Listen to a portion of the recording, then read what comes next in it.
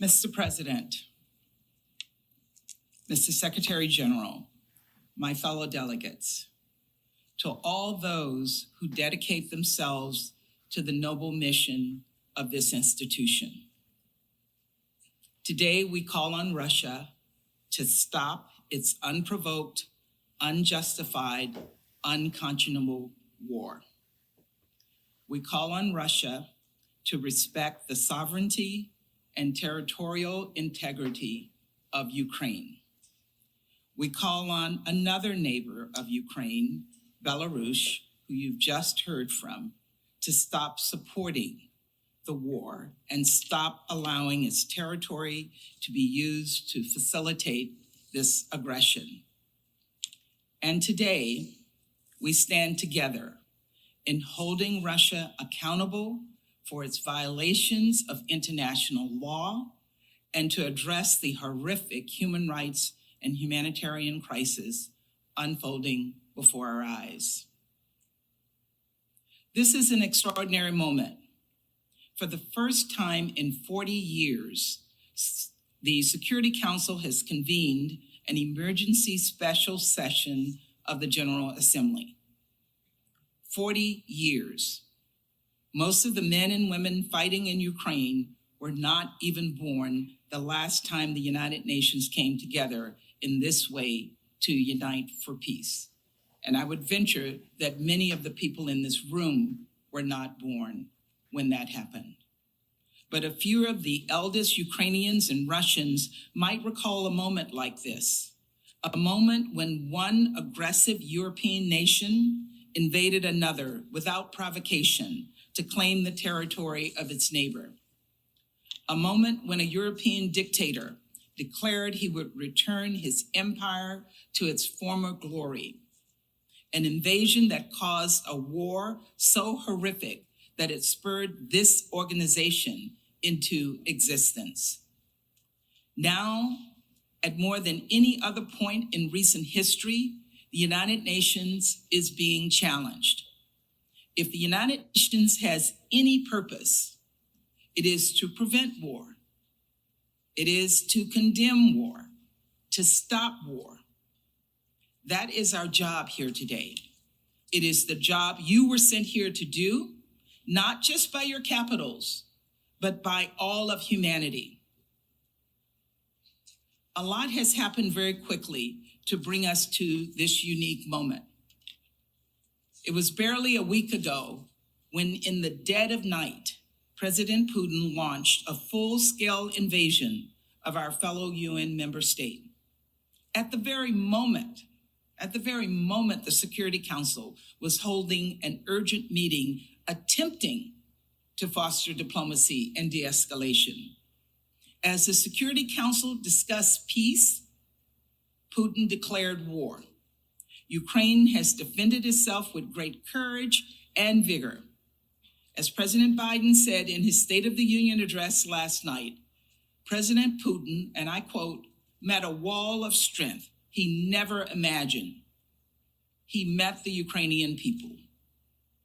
But the brazen and indiscriminate nature of Russia's attack has had devastating, horrific consequences for the entire country. Russia has bombed residential apartment buildings. It has bombed sacred burial grounds. It has shelled kindergartens and orphanages and hospitals. Russia has spurred mass hunger and caused so many to flee their homes. The latest UN estimate are marching toward 1 million people. We thank the countries who have opened their borders, who have opened their hearts, opened their homes to those fleeing Ukraine. And I want to echo the UN Refugee Agency's call to help and welcome all those fleeing conflict without regard to race or nationality. Refugees are refugees.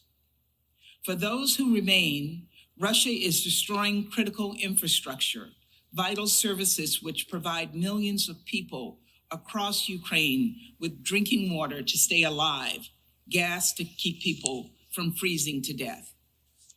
And now it appears Russia is preparing to increase the brutality of its campaign against Ukraine. We've seen videos of Russian forces moving exceptionally lethal weaponry into Ukraine, which has no place on the battlefield. That includes cluster munitions and vacuum bombs, which are banned under the Geneva Convention. We all have seen the 40-mile-long lethal convoy charging toward Kyiv. President Putin continues to escalate, putting Russia's nuclear forces on high alert, threatening to invade Finland and Sweden. At every step of the war, Russia has betrayed the United Nations. Russia's actions go against everything this body stands for. People across the world have already united together in exactly the way this General Assembly must do today. Protests and vigils against Russia's war and in solidarity with Ukraine, marked with blue and yellow, have sprung up across the globe. These are protests for peace. From Bangkok to Budapest, from Berlin to Buenos Aires, from Sydney to Seoul, from Calgary to Cape Town, and even in Moscow and Minsk. People everywhere are standing up to call for President Putin to stop this attack. The Russian people are themselves asking how many lives Putin will sacrifice for his cynical ambitions.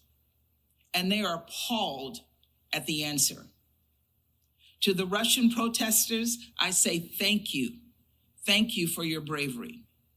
To the Russian soldiers sent to the front lines of an unjust, unnecessary war, I say your leaders are lying to you. Do not commit war crimes. Do everything you can to put down your weapons and leave Ukraine. The truth is that this war was one man's choice and one man alone, President Putin.